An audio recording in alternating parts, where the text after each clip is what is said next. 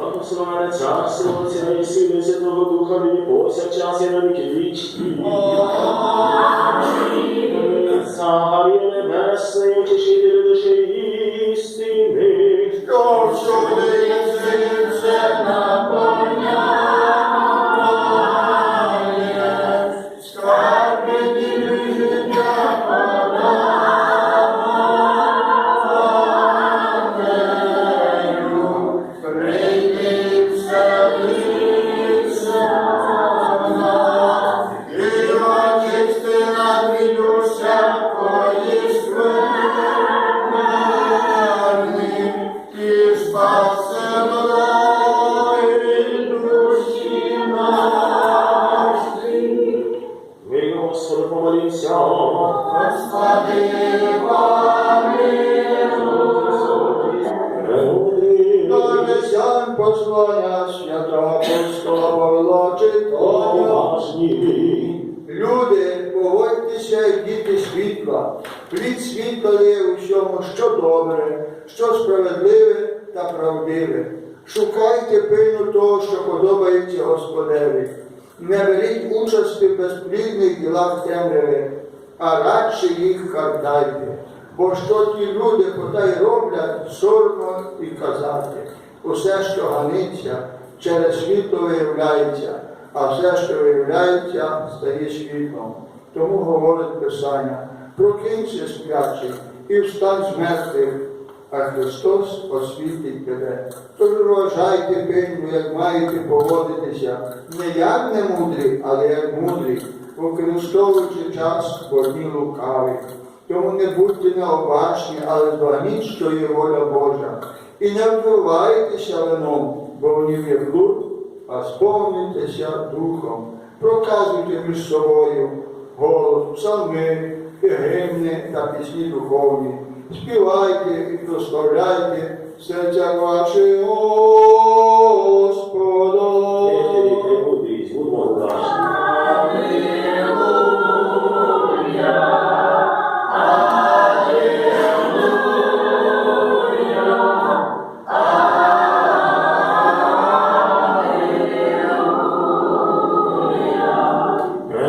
Прості, вислухаймося то Євангелія вірусі.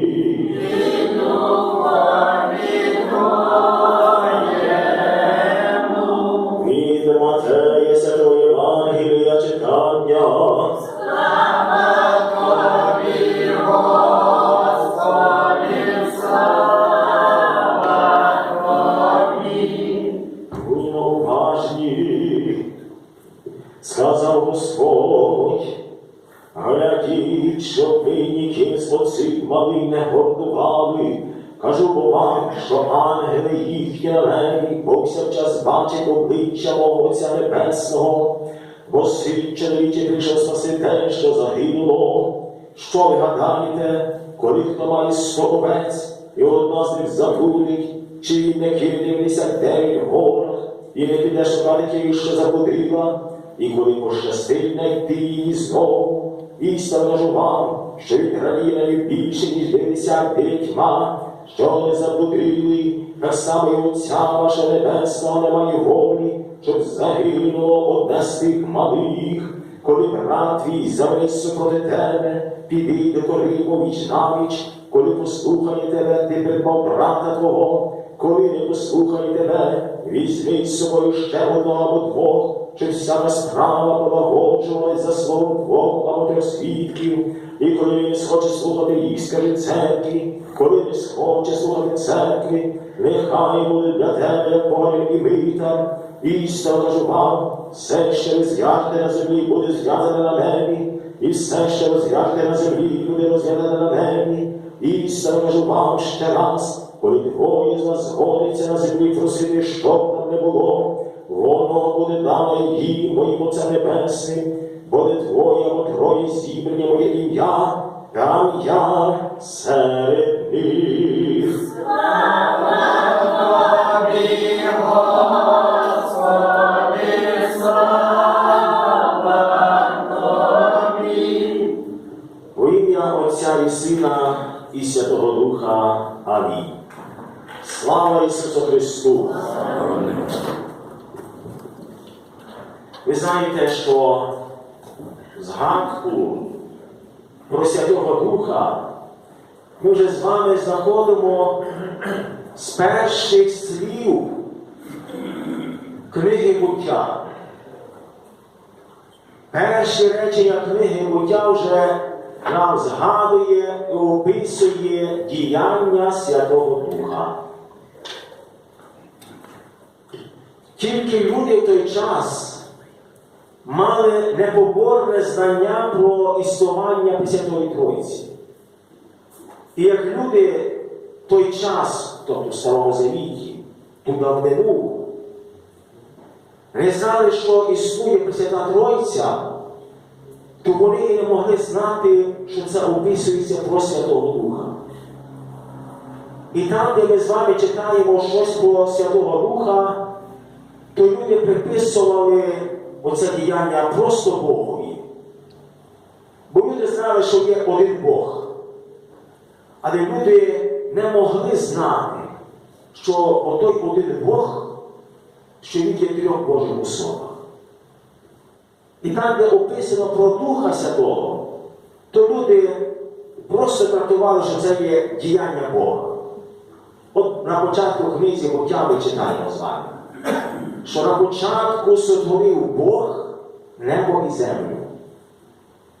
Земля була пуста і порожня, і Дух Божий літав над водами. Бачите? Дух Божий. Ми тепер з вами є християни. І ми з вами знаємо, що є Бог в трьох особах. І коли написано Дух Божий літав над водами, то ми ж знаємо, що це був Святий Дух. А люди, які не знали того Старого Завіті, то Дух Божий це є той самий Бог. А тепер давайте з вами розберемо оце діяння Святого Духа. На початку сотворив Бог небо і землю, земля. Земля була пуста порожня. От уявімо собі землю, кулю, на якій нічого не було. Земля, без всякої рослини, без трави, без нічого, самий чорний ґрунт, сірий чорний ґрунт. Нічого не було на ній, тому що той земля після сотворення не мала отої сили щось видати. Не мала отих зародків в собі, що щось з неї росло. Ну нічого не мала, ну пуста. І ось той Дух Божий літає над тою пустою землею, тим пустим ґрунтом і її освячує. Освячує і вже поступово з того пустого ґрунту починає рости трава. Тобто Дух Божий освячує. Освячує мертву матерію, і з цієї мертвої матерії росте щось живе. Рослини, дерева. В пізнішому часі живі істоти, тварини, потім люди. Тобто Святий Дух освячує, діє.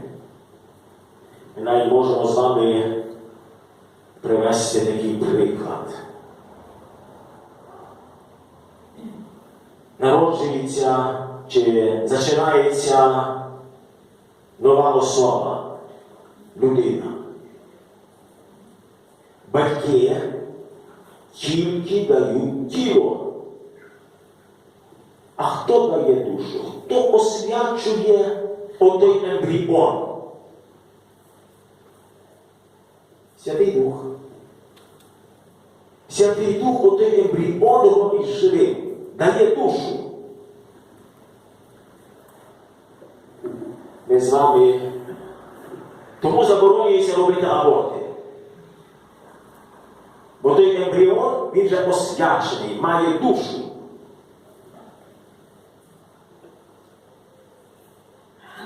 Ми з вами дуже часто, як люди релігійні, побожні, говоримо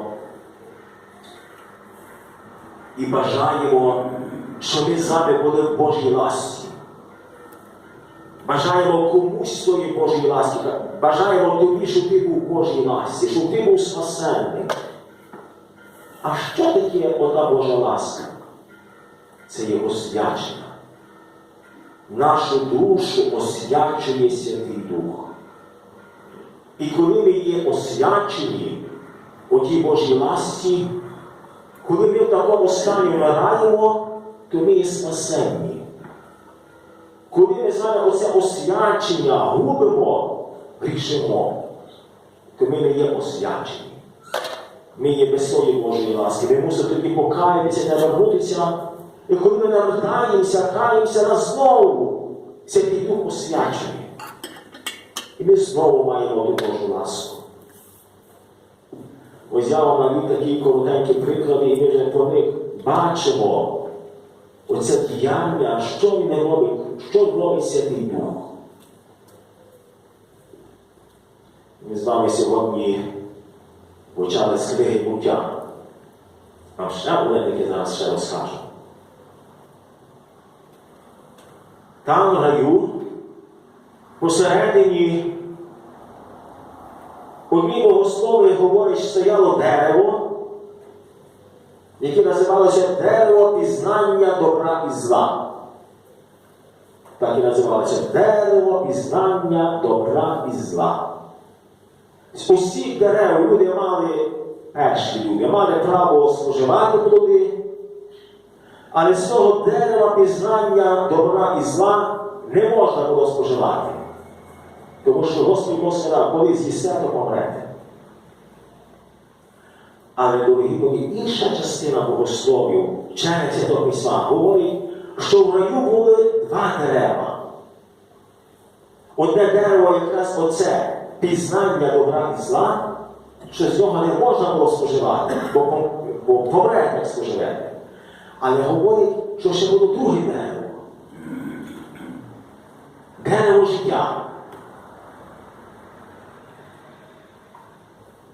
Бо коли Адам і Єва грішили, що Бог говорить до них? Вигнав з раю, а чому вигнав Адама і Єви з раю? Щоб часом людина не простягнула свою руку до дерева життя і не стала жити вічно. Розумієте, в чому справа? Чому Бог вигнав з раю? Щоб людина не простягнула руку до дерева життя, не зірвала того плоду з дерева життя вже і не жила вічно. Бо коли людина згрішила і не зірвала той плід з дерева життя, жила не вічно, але без Бога. Вічне життя без Бога.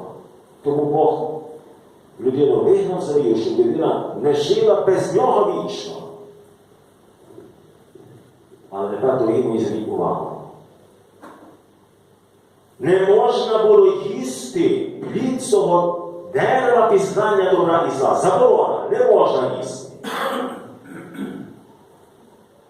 Але нічого не сказано про дерево життя.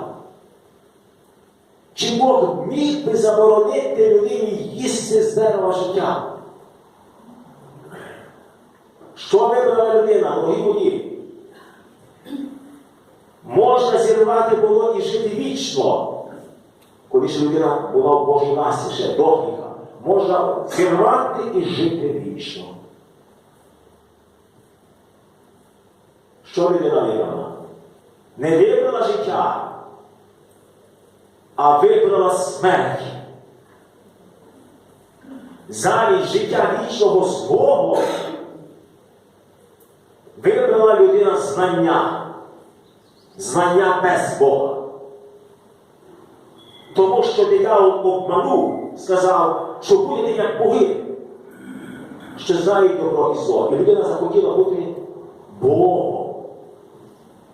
Людина не хотіла бути разом з Богом, але сама захотіла бути Богом.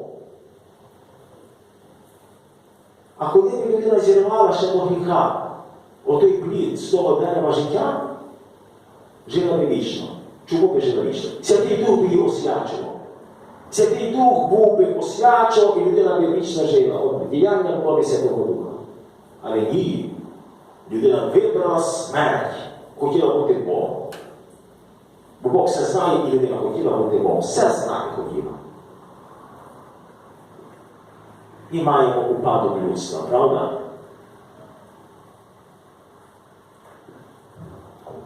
До речі, карантин і те, що людей розганяли по хатах, влада розганяла. То так само людині влада зробила перепону до Господа Бога. Ви знаєте, я так включив у Ютубі, знайшов такі релігійні передачі в Ютубі. І московський патріархат сміється з нас. Оті богослови московські, богослови, а там, і хочу сказати, там богослови так само є всесвітнього значення. Всесвітнього значення, вони з нас сміються.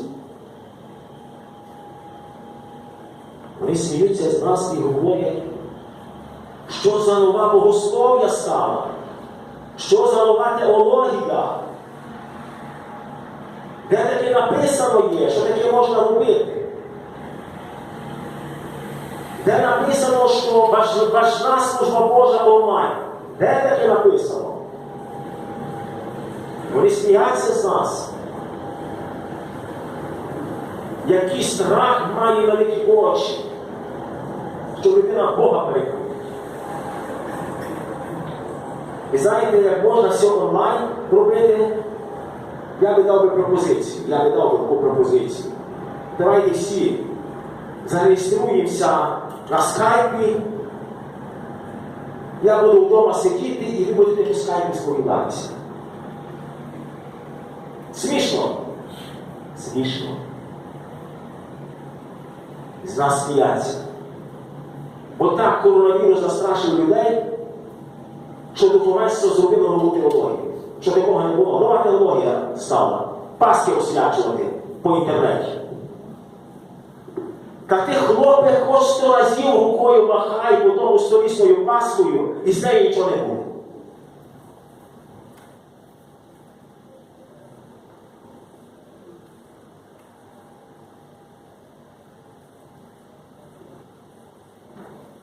Бо як так має бути, щоб Дух Святий освячував, щоб Дух Святий освячував. Як Дух Святий має безпосередньо освячувати, другі мої, то в мене не треба в церкві. Як Дух Святий має сам освячувати, то любий з вас так само міг би ту службу Божу провести. Тому московські, які богослови сміяться з нас, України сміяться. Говорить, нова богослов'я.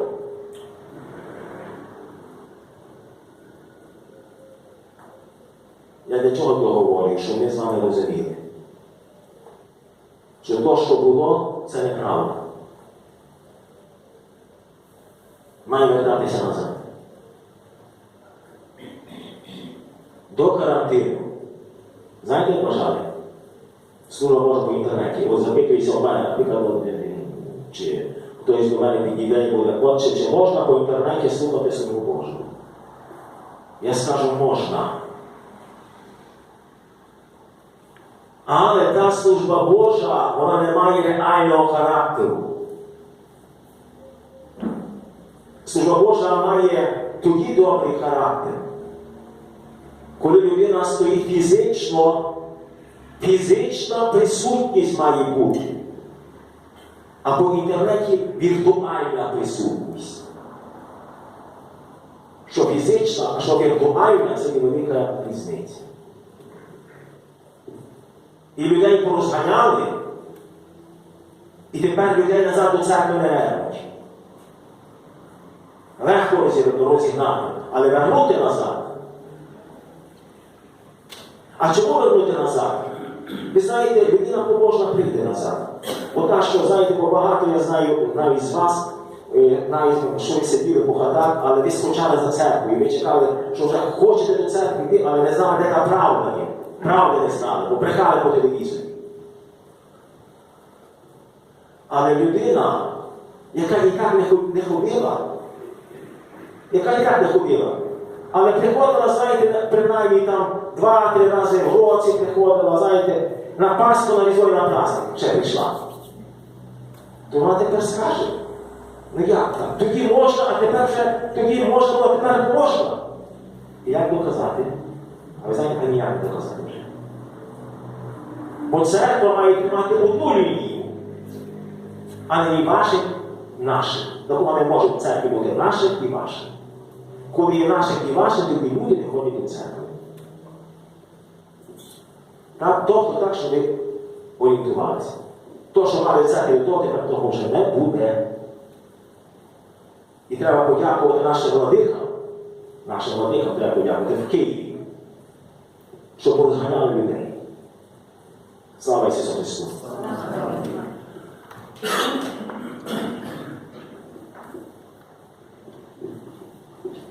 Благословення Господня на вас, Його благодаті і чоловіколюбія завжди, нині повсякчас і на віки вічні. Амінь. Слава Христе Боже, наві наша слава Тобі. Слава Отцю і Сину і Святому Духові, і нині, і повсякчас, і на віки віків. Амінь. Господи, помилуй, Господи, помилуй, Господи, помилуй. Благослови. Христос, істинний Бог, що зіслав з неба Пресвятого Духа на своїх учнів і апостолів, спасіння нашого рани, молитвами причисті своїй матері, святі славися пані апостолів, Господі Отця нашої Іоанна Златоуста, архієпископа Константинограда, і всіх святих помилуй, спасе нас, бо він благий і чоловіколюбний.